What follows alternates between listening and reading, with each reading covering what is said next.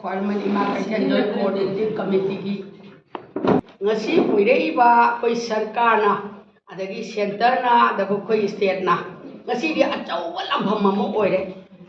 koi khangdri da chahi tare gutaki haibado madudagi hena sathira mani madudi bahudam ni khangdre hauji ki ori sidi di kutak achi budang tawra kanda ngasi ki state government amadi dia government na kari ko mamata nasungdana leibasa ngasi dai ko belaktre loinana lakadong ba 2024 sida election ni mami ama tara aga khara khara lengdana election gi damakta tawrai se ai khoi gi side tagi sigumba election gi mami se ai khoi gi state sida nena tadriba adaga khoi state gi separate ai khoi gi lejari ba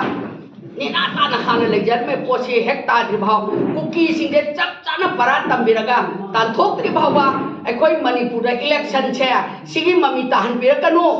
masida election gi damakta interesting lauraga Manipur kai kira kai loira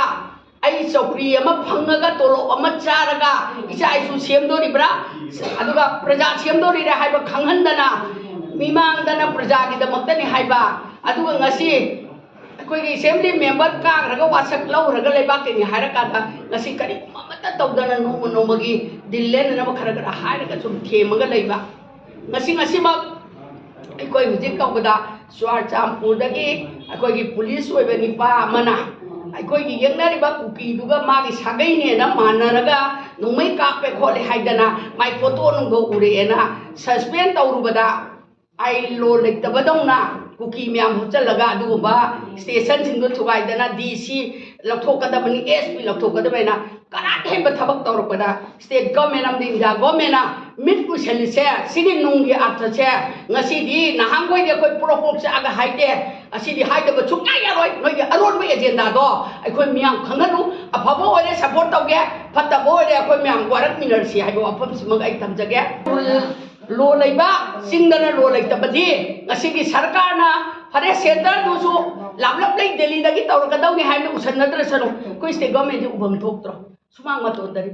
kadi gi damakta no state government manipur gi state me boro kada di manipur gi inti mo kai biaro ai khoi manipur gi damakta lai imalai ba ga damakta lai kana mo matana taw ko yaro kai na wasa uraga ngasi ni kai taw ngam darga kadi gi damakta no phang ko le le yami kai ni ngai ne koi atopa state gi mamang di kai maram di kai ngai bu thabak taw ngam da tolo ki damakta aduga tat pat taw ko me haina mina ngagna da khoi mai si kai taw aduga tat pat taw do ba masage principal lai taba political kaino party oi ba acheng ba politician oi daba thika system ga thika dan maya mama mla matri o hel kai ba mina wang changa di koi khombang am de anu ngasigi mla matri singsina sigi answer sim jo choi dan hangna ba yaure e amukta pa khum pibiu kari haina khum jauge number 1 ni sida sarkar da hangjari si aduna miang gi damakta thongna leina chongthok piraba sigumba sarkar sina angang nubina khutta khulai paina tawrei sia sarkar na akoi taurina haiba tauraga di kari gi chua champur da ngara kari gi damakta yam sangna thuga da sekelam dan te phana kuina changini mai tharini aduda kari gi damakta force am ta thajan central force thajan re kari gi thajan de no central force ingo kai dong na bala ino cha ba tin na ba haiba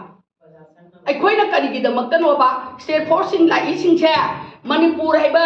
macha sing che kai ta to ya roi kuki na ta ngoi ya na ba senare ni hai ba le raga na adu ki order copy do